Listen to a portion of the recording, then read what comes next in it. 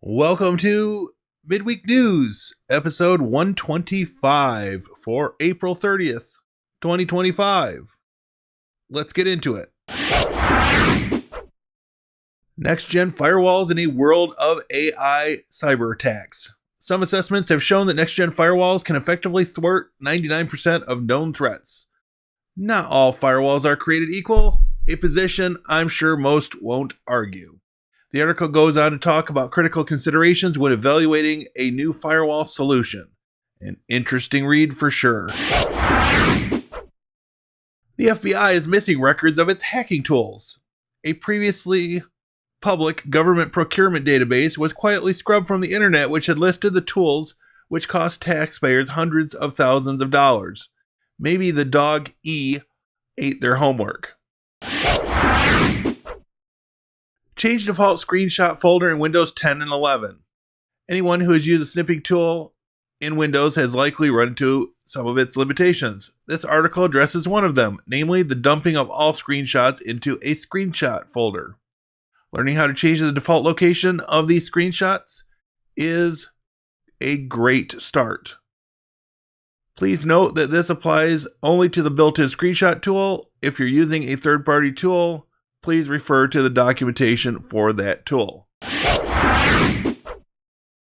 Performance comparison between Ubuntu 25.04 beta and Windows 11. There are several pages of details in this article talking about the various tests. It's probably not surprising to most listening to this that Ubuntu outperformed Windows 11 in the majority of tests. Bluesky launches blue checkmark verification system. Despite some pushback from users, Bluesky is in fact moving forward with changes to its verification system. Previously, you had to be a domain owner to get a blue checkmark. Now you will have multiple options for different entities to verify your account and achieve the blue checkmark status.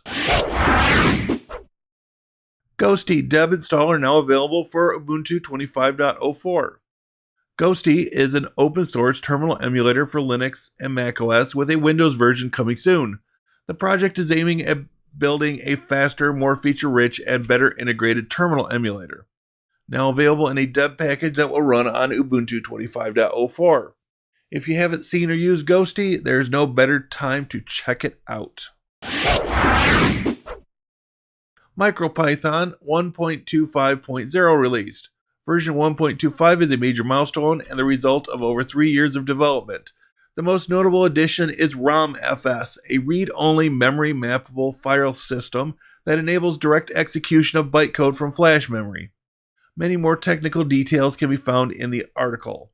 Support for and updates to ports for several microcontroller boards like the ESP32 are available. Commodore OS Vision 3.0 released. I've seen mention of this OS over the past few years. In short, it is a Debian-based OS built for enthusiasts of computers built by Commodore from the 70s to the early 90s. If you're in need of a bit of nostalgia or perhaps want to expose a young person in your family to the computers from a bygone era, this might just be the answer. Microsoft fixes remote desktop freezes. Microsoft is offering fixes again, this time for problems caused by Windows Update. If this new set of fixes does what they claim, they will fix freezes experienced by users of remote desktop. Gen Z are still reusing passwords, despite knowing the risks. This is what happens when a group is exposed to knowledge but lacks the wisdom and life experience to apply that knowledge. Maybe security really is like a bell curve. The ages in the middle are the ones taking proactive steps. The ages on either end are failing to do those things for one reason or another. QEMU 10.0 released. Version 10 promises boosts for several architectures, emulation, and many other improvements. My underlying interest in QEMU is making me wonder when the 10 series will be integrated into products like Virt Manager for Linux, UTM for macOS, and Proxmox for servers. AMD product announcements coming from Computex 2025 in May. On May 20th, Computex will be held in Taipei, Taiwan. I'm not going to speculate or rely on leaks to ponder what we may see. Still, it should be interesting to watch news being reported from the show. Discord CEO steps down and is replaced by Activision Blizzard CSO. I'm not a regular Discord user, nor am I a player of Activision Blizzard games. Still, this move on the surface seems interesting and possibly mismatched from an outsider's perspective. Maybe someone can leave me a comment if they have some ideas about how this might be a good fit. Reclaim Proxmox disk storage via CLI. Ah yes, an actual article on Proxmox. That doesn't happen all the time. This time around, we are looking at an article that will guide you through the management tasks of a Proxmox system from the command line. If you're interested in Proxmox, you may want to keep a link to this article around. It may prove useful.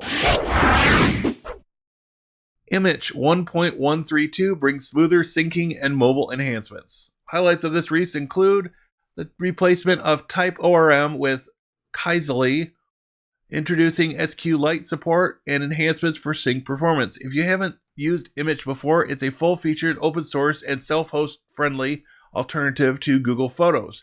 Definitely worth a look. Cosmic Desktop Alpha 7.